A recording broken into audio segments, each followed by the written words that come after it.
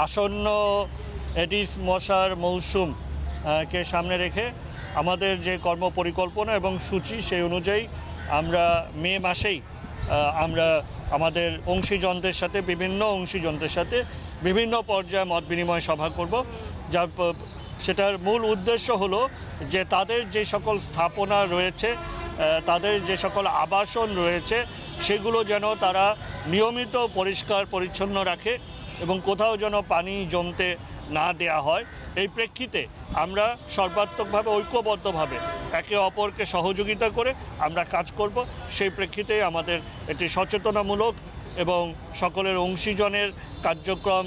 দায়ভার এবং দায়িত্বশীলতা যাতে থাকে, সেই প্রেক্ষিতে আমরা মত বিনিময় সভা করব। মে মাসে বিভিন্ন পর্যায়ে আমরা করব, সেটা পুলিশ প্রশাসন, রাজুক, আমাদের রেলওয়ে, আমাদের গণপূর্ত, সকল সংস্থা এবং সকল কর্তৃপক্ষকে নিয়েই আমরা এই মত বিনিময় সভাটা করব। এবং জুন মাসে যেহেতু বর্ষা মৌসুম, সেই বর্ষা মৌসুমের আগেই আমাদের সকল প্রস্তুতি যেন আমরা সম্পন্ন করতে পারি এবং সেই প্রেক্ষিতে অগ্রিম অভিযানও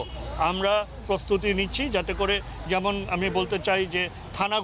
থানাগুলো আপনারা জানেন যে কী অবস্থায়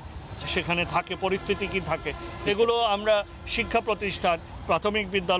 বিদ্যালয়, উচ্চ বিদ্যালয়, মহাবিদ্যালয়, বিশ্ববিদ্যালয়ের বিভিন্ন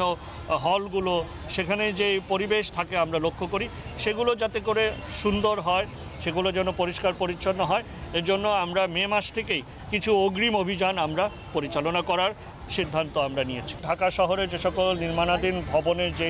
ডেভেলপার প্রতিষ্ঠান, যেটা আমরা বলে থাকি নির্মাণাধীন প্রতিষ্ঠান, তাদেরকে আরও এই ব্যাপারে তাদের দায়িত্বশীল ভূমিকা যেন পালন করা হয়। আমরা বিশেষ করে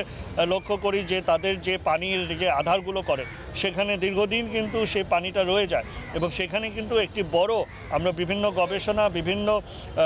জরিপেও দেখা গেছে যে নির্মাণাধীন ভবনগুলো একটি বড় আখড়া হয়ে থাকে আপনার এই এডিস মশার প্রজননে। সুতরাং তাদেরকে আমরা সম্পৃক্ত করছি এবং তাদেরকে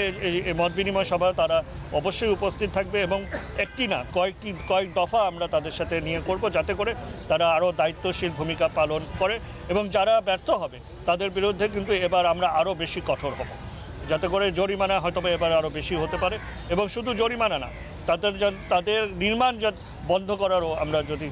কঠোর থেকে কঠোরতর ব্যবস্থা নিতে হয়, আমরা সেই পদ্ধতি আমরা নিব। কাজী বশির মিলনায়তন আমরা সংস্কার করছি, এটাকে আধুনিকায়ন করছি এবং এখানে বড়